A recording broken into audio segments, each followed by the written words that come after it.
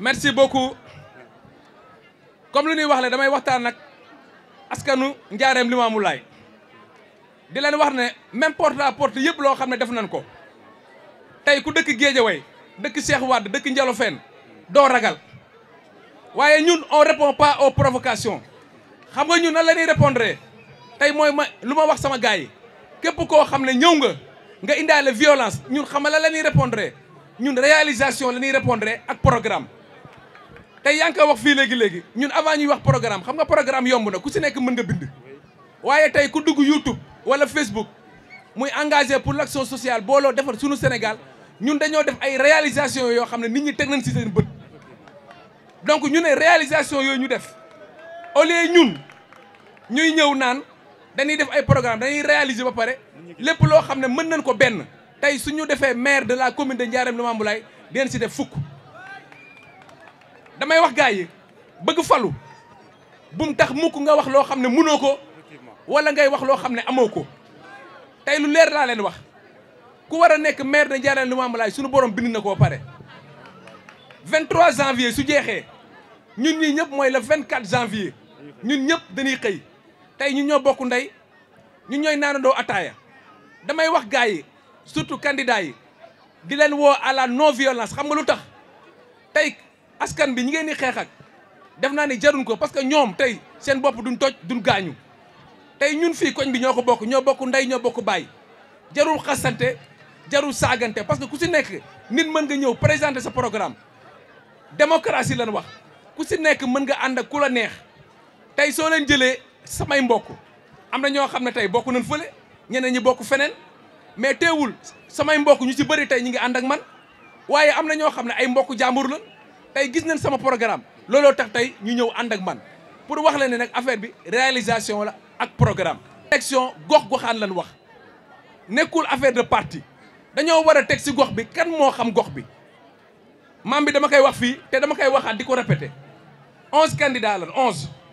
waaye 10 yëpp laa la wax da leen di joxal seen caution 10 donc yow su fekkee ne da ngaa bëgg doon maire amoo indépendance financière kon nooy dimbalee nit ñun ñoo war a yeewu xam ne fii tey ñu nekk juddoo fi yaroo fi ñun ñoo ko war a développer tey damaa nekk maire candidat à la mairie damay wax sax maire parce que dimanche damaa gëm ne man maay doon maire de la commune de Ndiarème Limamoulaye waaye tamit amul naxaate maire dafa am lu naan compétence transférée xam nga lan mooy compétence transférée tey bu leen yaakaar ni su ma nekkee maire de la commune sama domaine compétence éducation xam nga fan la yem si école élémentaire yi la yem donc Baba Dagg bul ñëw mukk na ma maire damaa soxla CS3 nga defar fa foofu bokkul sama domaine de compétence tey su ma nekkee maire au niveau de la santé mooy poste de santé amoo 5 bi foofu la sama compétence yam nogay soo ñëwee nga ne ma dimbaleel dispensaire docteur Mbaye mënuma ko parce que foofu mairie de Sam Notaire la bokk loolu mooy deuxième compétence transférée yi tey su ma nekkee maire éclairage moom mooy sama domaine tey pourquoi ñu ñuy nax ça fait 3 mois ba ngi 3 ans laa mën a wax lamp yi tàkkul ñu xaar ba élection des 2 semaines ñu taal lamp yi pourquoi ñu ñuy nax tey ASC jamono 2 bii nga xam ne fii laa nekk président bi parce que man maay président ASC jamono 2 tey suñu bëggee fubali ji amul terrain parce que xale yi fu ñu waroon fubale terrain yëpp lañ jaay dañuy mujj obligé di dem amoo di fubali ji pourquoi loolu xale yi léegi amul espace boo xam ne dañ koy gérer te si compétence maire yi la bokk 9 domaines compétence yoo xam ne dañ kaa jox askan bi man su ma nekkee maire si loolu laa yem sama yaay su ñëwee na ma dimbale ma marché Ndiarème wala marché Mame Diarra moom jur de du ma si mën dara parce que xam nga lu tax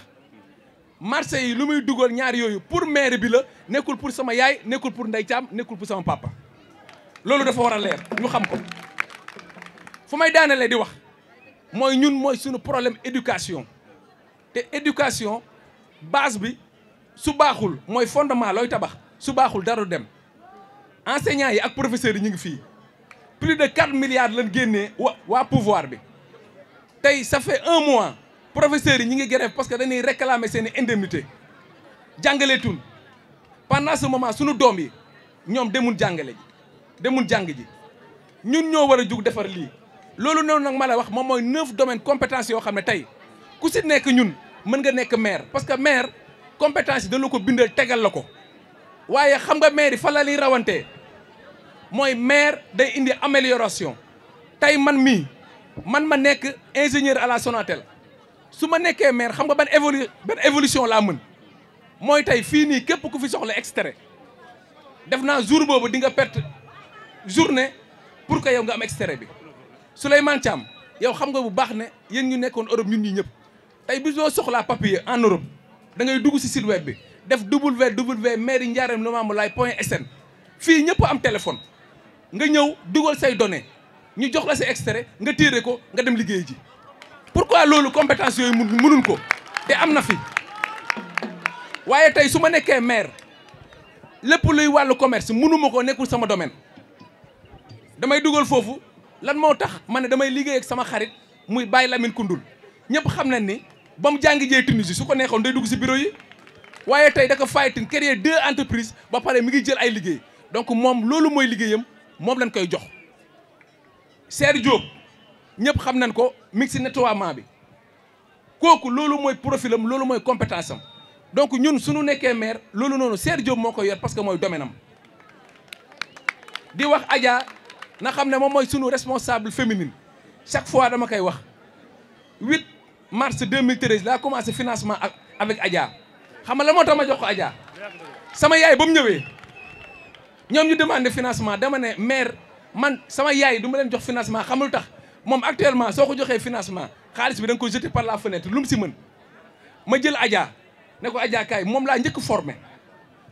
ma ne ko dëgg la yaa ngi jàngale waaye xam na lay def avant ma lay financé dama lay yóbbu nga dem defi formation donc def naa ñëpp ñu nekk fii te fekkee lu may wax